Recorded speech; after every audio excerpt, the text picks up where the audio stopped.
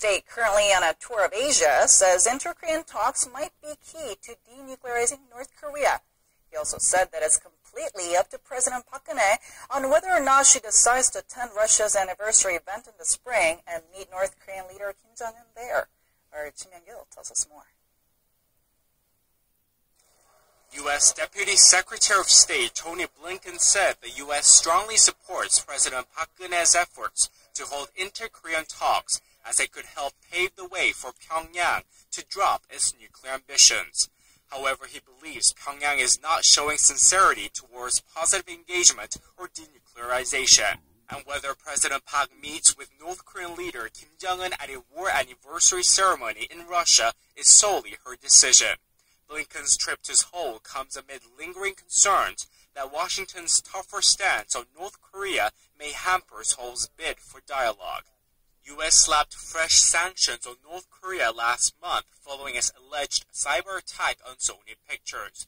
Before departing for China, the top American official stressed the role of Beijing and its exceptional leverage over Pyongyang.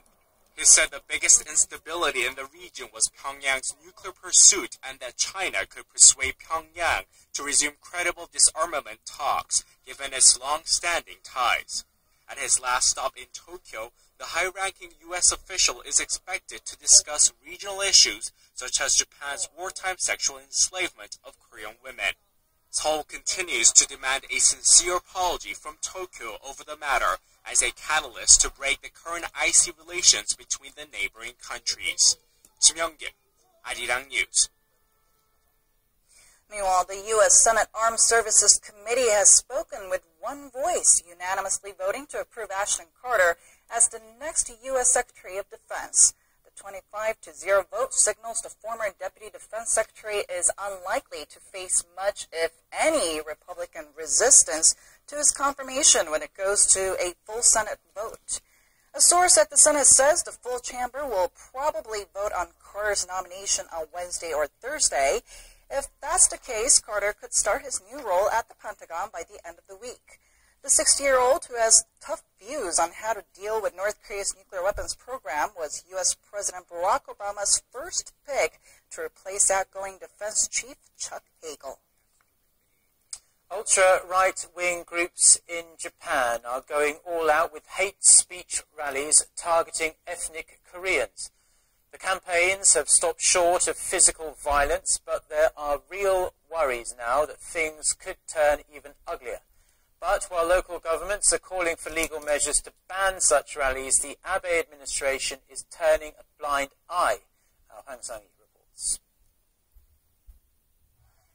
Insults against Koreans fly across the streets of the Japanese capital, Tokyo.